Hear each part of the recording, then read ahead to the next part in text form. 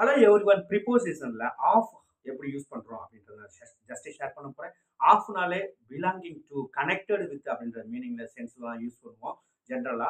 இப்போ for example some different example நான் உங்களுக்கு சொல்றேன்.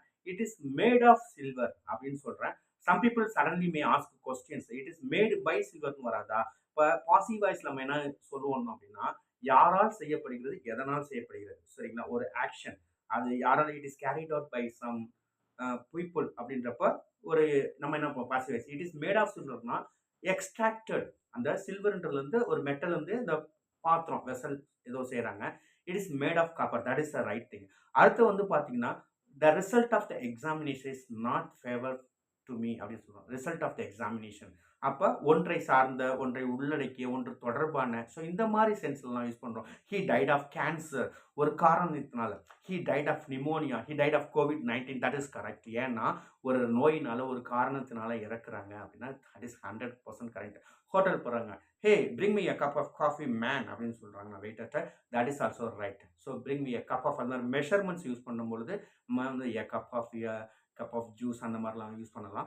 அடுத்தது வந்து பார்த்தீங்கன்னா இன்னும் வேற என்னென்ன சொல்லணும்னா 28th ஆஃப் ஜூலை ஒரு டேட்டை சொல்கிறோம். So 28th of July is something special அப்படின்னு சொல்கிறாங்கன்னா தட் இஸ் ஆல்சோ கரெக்ட்.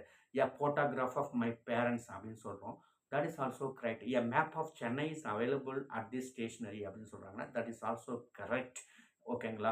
ஏன்னா இந்த மாதிரி டிஃப்ரெண்ட் சென்ஸ்லாம் நம்ம யூஸ் பண்ணலாம். இப்போ she is the better of the two sister அப்படின்னு சொல்றாங்க. Better of the two sisters comparative டிகிரியில்.